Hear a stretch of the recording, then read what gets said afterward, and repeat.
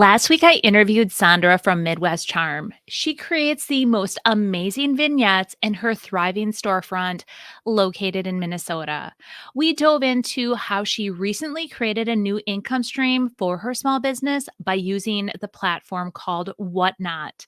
Are you wanting to add an extra income stream to your business? Then that is an episode that you're going to want to go take a listen to. Now, in this week's episode, guys, we are going to dive in even further, talking about creating multiple income streams for your small business and why it's so important for any small business owner. If you are wanting to create another income stream or questioning why you should, then you're going to want to join me on today's episode.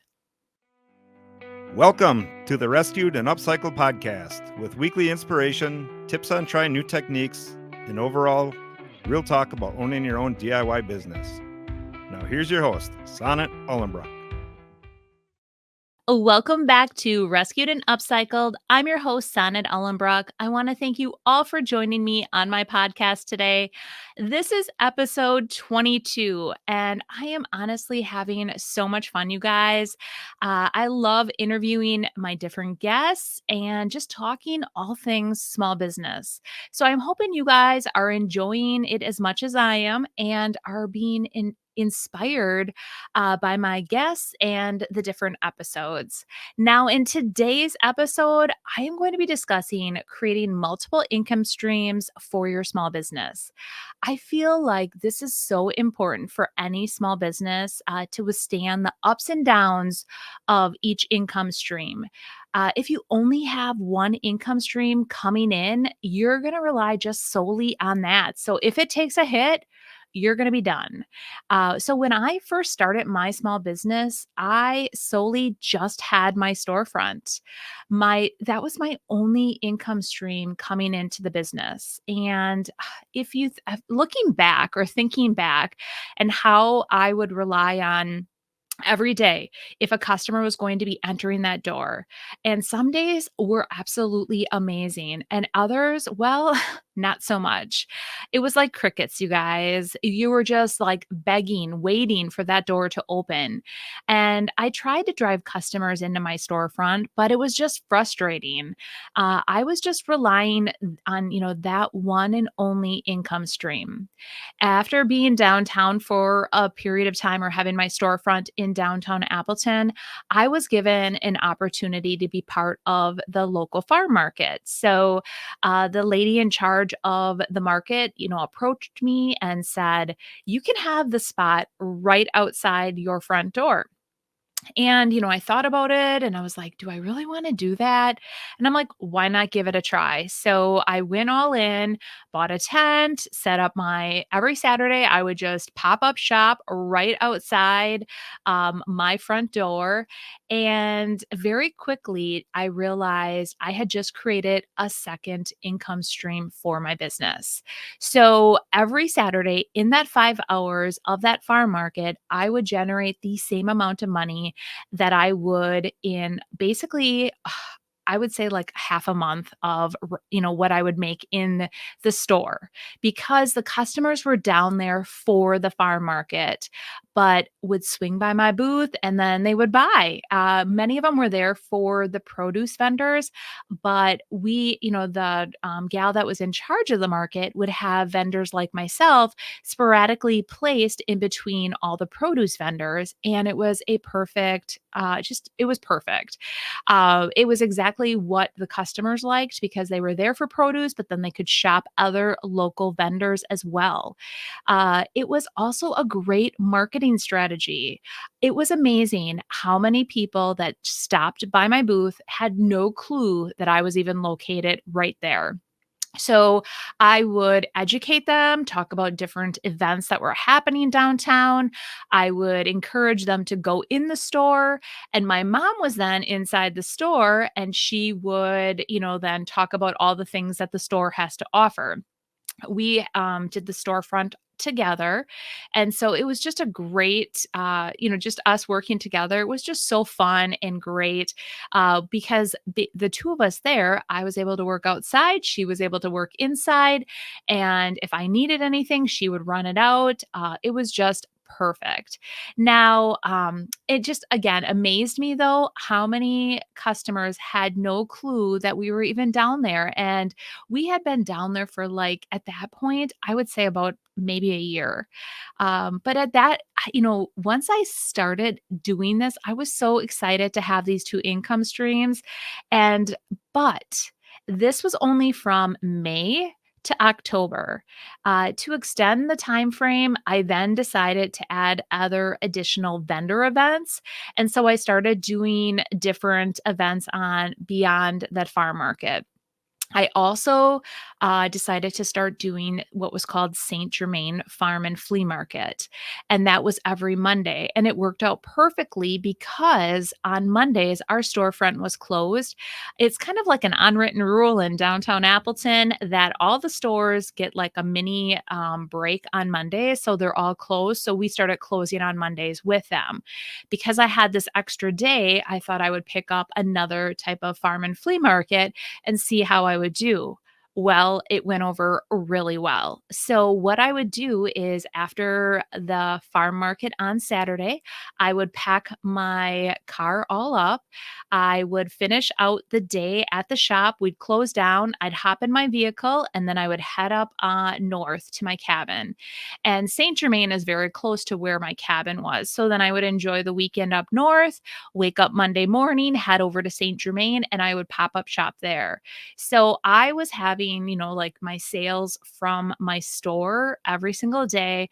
I was then getting sales from the farm market, and then I was getting sales or generating revenue from the farm market and from Saint Germain. This was really great. It was a quick, it was quick every weekend and you would get that paycheck right away. But the downfall is it's a lot of work to maintain all the product that I had to have in there. So I had to find time to either make the product or, go out and thrift and find those products. And then I still had to be at the store. So it was a lot of juggling. And it was a lot of the setup is a lot of work. So if this is what you're thinking you maybe want to do, keep in mind when you do vendor events, it's a lot of work. You pop the tent up, you stake it down. And if you ever watch any of my videos on doing vendor events, you want your displays to be top notch because when people come to vendor events, it's kind of like you have to stand out. You have to have something eye-catching to make them want to stop in your booth and, and to shop. So I always would do very elaborate displays, and doing that was a lot of work as well. During this time, though, our building was sold and we had to close our storefront. I was now back down to one income stream. So I no longer had the income coming from my storefront. When that building sold, we had to vacate, and then I did not have a booth at that point yet. So I was down to the one income stream. I'm still doing the farm market, and then I'm also still doing Saint Germain, but it was only during the summer months. And I had to scramble really quick to figure something out. And that is when I found my very first booth location. And I fell in love with booth life. I was no longer tied down to a storefront, which was really exciting. When our storefront closed, I actually thought the world was ending. I realized though, when one door closes, another opens, and there's always a reason for this. So, because I was loving life so much with my booth life, it just gave me a freedom to be able to go thrifting more, work on more projects. I would always feel like I would start a project and then somebody would walk through the door. And it was kind of a love-hate relationship because I loved it when they walked through the door, but I hated it because I had to stop my project. So, it was like the perfect thing. I would stock my booths or my booth, and then I would be able to leave and continue to work on all the things. I then expanded to three storefronts, or three storefront booths. And so then I had that along with my on the road booth, and I was making money and I thought I was doing great. but not realizing, guys, that I was getting to the point of burnout from packing and unpacking, all that on the road time. It's a lot of work. I was making money and people were finding me or finding out about me and my business. And keep in mind, these were all just local people typically, like around Wisconsin or around my, like up in Vilas County, like the North Woods, and then by my hometown where I would do these vendor events. So people were finding out about me, and then I would tell them about my booths, but I don't know if they would actually go to my booth. So it was very limiting. And it's crazy when you're so caught up in the moment, you don't realize the situation that you're in until something big happens. It was not until the big old C word hit and the world shut down and both of those income streams came to a screeching halt that I realized I was in a world of hurt. Thank goodness I still had my part-time job, so I was very fortunate during this period of time when my booths all shut down. There were no more vendor events, and I didn't know what I was going to do, that I could actually go back to my part time job and work full time. So I went there. I asked them if I could start working full time. They agreed to take me back. They didn't want me even to go part time, but they knew that if they didn't do that, I was going to be leaving completely. So they were so excited when I asked to come back full time. And in the back of my mind, I was like, I sure hope I can get part time again in the future when things open back up. Or, like I was envisioning things were going to start opening back up eventually, right, guys? But my dream of having a thriving small business was put on hold at this point. And I was sad. I mean, I went through so many mixed emotions at that time because we had, none of us knew how long things were going to be shut down, how, like the regulations that they put on us, were we ever going to be able to go back, open back up, have vendor events again. And so at the location where I was working, I mentored a lot of individuals. And this is when I met Brendan, who completely changed the trajectory of my small business. So I'm mentoring him, and he didn't even know he was actually helping mentor me and my small business. And I just remember, we were chatting one day and he asked me, have you ever thought about doing a YouTube channel? And that's when I just laughed. And if you've been following my podcast for a while, I really do a deep dive into all of this. But at that point, I never thought of ever doing a YouTube channel, and I had no knowledge on anything to do with, creating videos, editing videos, and just the thought totally scared me. But as the world slowed down and I was able to, really start enjoying the freedom of not packing and not unpacking every weekend, I realized I really needed a change in my life. When the world started to slowly reopen again, I was able to get back into my booths and get those, up and running, but the vendor events had not started. Just the stores started to slowly open. And the shows had been completely canceled for a full year. And at that point, that's when I made the decision I was not going to do shows. If I were to do a show, they were going to be my biggest money makers. And at that point, that is when I made that decision that I was not going to be doing both of those markets. It was every single weekend. It was backbreaking. I was taking time away from my family, and I felt like I could use that time and do something better with it. So it was nice having that income stream, every single week, or like, every Saturday right at the end of that 5 hours, and every Monday right at the end of that day.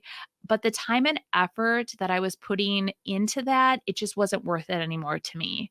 So At this point, I regrouped and I started to look into creating a YouTube channel. With the encouragement of my friend Brendan, I officially did it. And it took me roughly 6 weeks to hit 1,000 subscribers and 8 weeks to become fully monetized. So, if you do not know what that means, is when you hit 1,000 subscribers and 4,000 watch hours, you then can get monetized on Facebook, or I mean, on YouTube. I'm sorry. And, when that happened, I was so excited, you guys. I had a goal to hit those numbers within a year, and I hit those metrics in just 8 weeks. So, my intentions, of YouTube, were never to actually, that thought of becoming monetized was always like, oh, that would be a nice thing, if I would get monetized. But it was more like to bring more exposure to my small business, to drive people to my booths. And I was thinking small picture. I was thinking Wisconsin still. I was just trying to think of how to get people in my local area into my booths. And that was really why I was doing a channel. Never in a million years did I think I was going to get the exposure of the entire world, to know about my business and to know about my booth space. And then I found a video from Think Media. And this is when the idea of multiple income streams were really first introduced to me. Sean from Think Media explained the reasoning behind why a small business needs multiple streams of income. It's going to help your business survive if something happens to one or two of your income streams. I didn't know, what I wanted to do for different income streams. And it just felt overwhelming at that point. I just wanted to get back to just two of my income streams and go from there. And I had my booths. So that was one. And now I'm generating money from YouTube. Wasn't a lot, but at least I had some money coming in. So, I had at least two of my income streams back, and I was feeling kind of good. I mean, like I said, uh, I wasn't getting like a huge amount of money from YouTube, but it was still something. Now, my on the road third income stream, they did start back up a year after. So, what I decided to do, instead of, like I said, I wasn't going back to doing the farm market in St. Germain. I decided at that point that I was going to pick a couple big shows a year. So I decided to do Cranberry Fest, which was in October. And then I decided to do my friend Wendy's market in May. So it was May and October. I was doing Antique Acres in May, and I was doing Cranberry Fest in fall. And those were going to be my two big shows each year. And I felt like that was a really good mix. I could focus on those two big shows. I could still have my booths. I could still produce my YouTube videos. And it just gave me a better work life balance, which I definitely needed. Now, this is when Brendan, that Brendan, you guys, he just kept on encouraging me. And one of the things he said was, I think you need to get an online store. And, I had a basic website. I had worked on setting it up, and, it just was like more of a landing page. And I really had to think about it. Like, I had to work through, how, what did I want to even put on a website or like an online store? And I just had to try to work it out in my head every time he would suggest something to me. Like, how am I going to, create it? And honestly, I was scared. I was scared to launch my online store because this created another aspect to my business, shipping. And I hear so often people are afraid of shipping. And that was one of the things, like, how do I ship? Like, it's always the unknown, you guys. When you don't know how to do something. And it's kind of funny.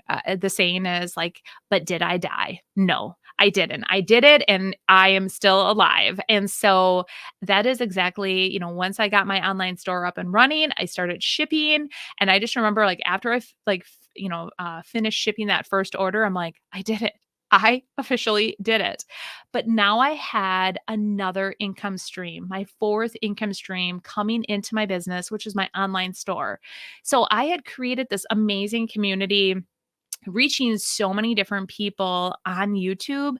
And I was just taking, like advantage of that reach with my online store. So I was putting products on there that I could offer not just to people here in Wisconsin, but all over the US. And that was so exciting to realize like I need to stop thinking little picture and I need to start thinking big picture about things. The one thing I've done though from the beginning, you guys, is really listened to my viewers. And those viewers are my customers. And that is really how I decide what income streams I should create. It wasn't like I just decided I want to create an online store. There was an actual need for an online store because customers were asking me, where can I buy that? Can you offer that? Will you sell this? And that is what made me decide to do an online store as well. I was also receiving so many emails from other, vendor booth owners with questions about, how do you do this and how do you do that? And that's when I decided then to launch my own membership. I wanted to create a community of like minded individuals, along with covering topics, about small business, different small business encounters, things that happen to us. This group has just been one of the best things that I've created.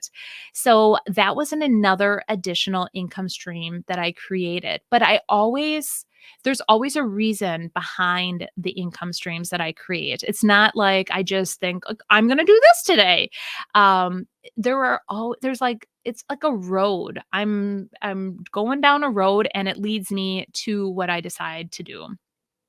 The members of my group, though, have honestly become some of my best friends, and the love and support that I receive from this group is absolutely amazing too. So, I I honestly I don't even feel like it is it is an income stream, but it's different because I feel like it's just a great group of people, like all of us hanging out. So but anyways, I could just keep on going on with other income streams that I've created and the ones that I want to create and add to my small business. But honestly, I do this when customers create a need. So as you guys are looking at your own businesses, take a look at things that your customers are asking for. And then that is how you decide what income streams to create. So it is just a natural progression for my business. It should be a natural progression for your business. I don't want you to create an income stream just solely on just, to create one. I want it to be successful. And that's how I feel like if I'm going to create it, I want my income stream to be successful. And I do this by honestly listening to my viewers, my customers. And that has been the one way that's made, creating income streams such a success for me. I hope that kind of makes sense. But at one point, in my small business journey, when I only had the 1 to 2 income streams, my business wasn't a business. And, at one point, it almost wasn't a business any longer. I just kept on though. It's so important to have something to fall back on in case something were to happen to one of your income streams. And the point of income streams are, if one does slow down or one completely, comes to a screeching halt like it did when the big C happened, that your business won't crumble and fall. And now recently, you guys, I've added Whatnot. I've added Whatnot for a different purpose. It's not, I mean, I love the income stream there, but one of my goals is to completely try to clean out a lot of my inventory, and I have a lot, okay? I still have a lot from even having my shop, and I do have 3 booths, but with the, economy the way it is, things are slowing down a little bit in the booths, and this is a great way to take some of that smaller inventory, some of my real small pieces, and get it out on Whatnot. And within like an hour, hour and a half, have it gone. So that has been so successful. And I just want to thank Sandra so much for introducing Whatnot to my membership group, because at first, you guys, I was not going to do Whatnot at all. My group all started jumping on board. They were having so much fun. And I just felt like I needed to test the waters too. And that is when I discovered how fun it was. So I have been now on Whatnot for, I think this is like my fourth episode this week. And you guys, I've had so much fun. And I am clearing out a ton of inventory.